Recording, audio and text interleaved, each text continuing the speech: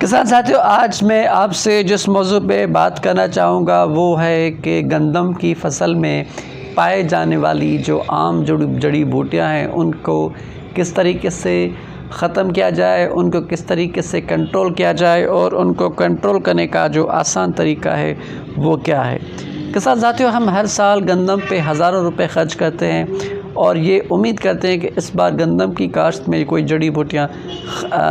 ज़्यादा पैदा नहीं होंगी और ये उम्मीद भी करते हैं और दुआ भी करते हैं। लेकिन वो क्या वजूहात हैं कि हर साल हम वीडिसाइड्स इस्तेमाल करते हैं लेकिन फॉर द टाइम बीइंग वो जड़ी बूटियाँ ख़त्म हो जाती हैं। लेकिन फिर अगले साल जब हम दूसरी गंदम की काश्त लगाते हैं या दूसरी काश्त को करते हैं तो हमें वही जड़ी बूटियाँ बार बार हमें नज़र आना शुरू हो जाती हैं। किसान साथियों,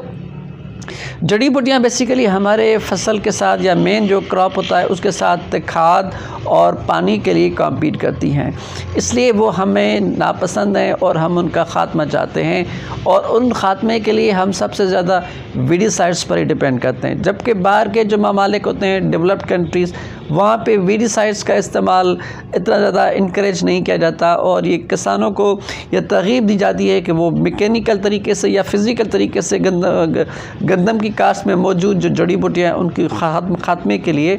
कोशिश करें।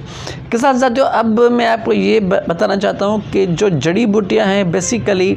वो हमारी ज़मीनों में क्यों पैदा होती हैं और कैसे हमारी ज़मीनों में पहुँचती हैं। किसान साथियों, जड़ी बूटियों का जो बीज होता है अगर वो हमारी ज़मीनों में ही मौजूद है तो वो कई सालों तक डोरमेंट हालत में रह सकता है और मुनासिब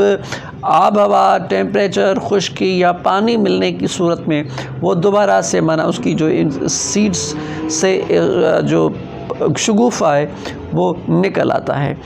इसी तरीके से अगर हमारी ज़मीनों में पहले से वो जड़ी बूटियाँ मौजूद नहीं थी तो साथ वाली जो ज़मीन होती है वहाँ से उस जड़ी बूटी के बीज हमारी ज़मीन तक पहुँच सकते हैं, जो कि बाद में हमारी फसल के लिए प्रॉब्लम क्रिएट कर सकते हैं और वही जड़ी बूटियाँ फिर हमारी ज़मीनों में भी आ सकती हैं। साथ ही कुछ परिंदे और कुछ हवा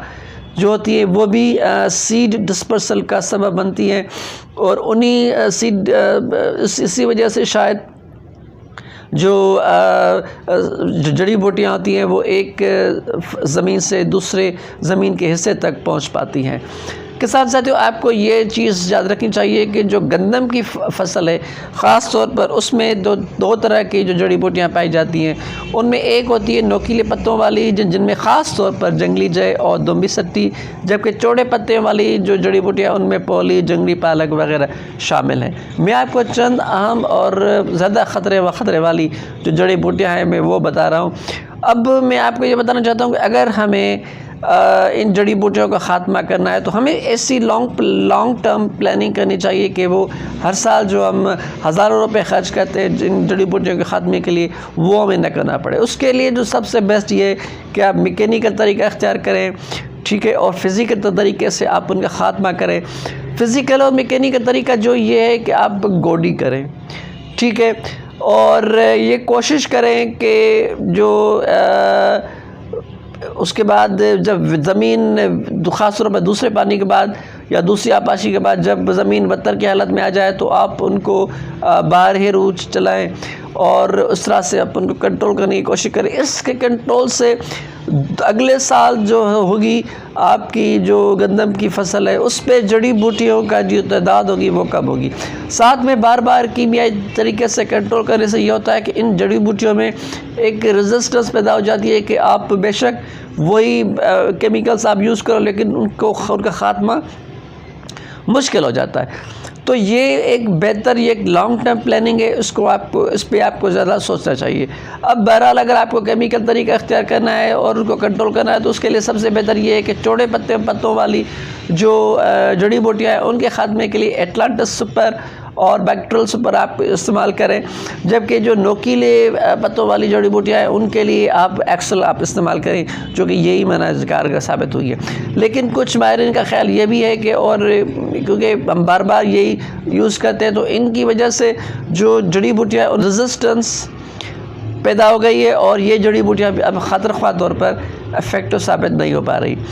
इस्तेमाल का तरीका ये है कि आप इनका एक मिक्सचर भी बना सकते हैं तो वो ज़्यादा बेहतर है।